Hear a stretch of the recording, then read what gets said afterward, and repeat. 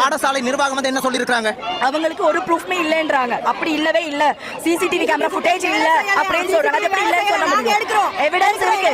அவங்களுக்கு வந்துட்டாங்க CCTV footage நாங்க எடுக்கிறோம். எங்களுக்கு அதுக்கான ஆட்கள் எல்லாமே அவங்களுக்கு எழுதுற பழக்கம் இருக்கு.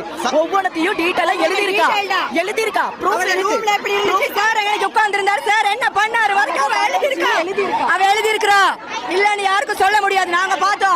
சட்ட ரீதியாக என்ன செஞ்சிருக்காங்க? குடும்பம் சார்ந்து நீங்க எல்லாம் சட்ட ரீதியாக என்ன செஞ்சிருக்கீங்க?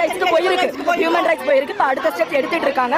சோ அதனால அவங்களால வெளியில வர முடியல. ஏன் இவ்வளவு தாமதம்? 29ஆம் தேதி நடந்த சம்பவத்துக்கு ஏன் இவ்வளவு தாமதம்? அவட எவிடன்ஸ் கையில கிடைச்சங்க 2 நாள் கழிச்சு. அவட ஃபியூனரல் முடியற வரைக்கும் எவிடன்ஸ் கையில கிடைச்சதுக்கு அப்புறம் தான் நாங்க பேச துவங்கிட்டோம். தற்கொலை பண்ணது எதுக்குன்னு தெரியாத ஒரு ரீசன் இருக்குதானே. சோ அவ எழுதி வச்ச அந்த மரண வாக்குமூலம் கிடைச்சது லேட் ஆகும். வாக்குமூலம் கிடைச்சது எங்களுக்கு எங்க இருக்குன்னு தெரியாது. சோ புக்ஸ் நோண்ற நேரம் தான் கிடைச்சிருக்கு. அவ எழுதி இருக்கா. சோ அந்த ப்ரூஃப் கிடைச்சதுக்கு அப்புறம் தான் அந்த பேரண்ட்ஸ் வந்து கொண்டு போய் அவங்க அந்த ஸ்கூல் மூலமா ஜஸ்டிஸ்க்காக போயிருக்காங்க. தேவையில்ல அரசியல் வேணாம். எல்லா தாய்மார்களுக்கு இருக்கும், எல்லா தகப்பமார் இருக்கும், அண்ணாமார் அக்காமார் எல்லாம் இருக்கும். எங்க பிள்ளைக்கு நடந்திருந்தா நாங்க எப்படி போறோம்? காவல்துறை என்ன சொல்றாங்க? காவல்துறையை மேற்கொண்டு அவங்க அம்மா அப்பா பேசிட்டு இருக்காங்க.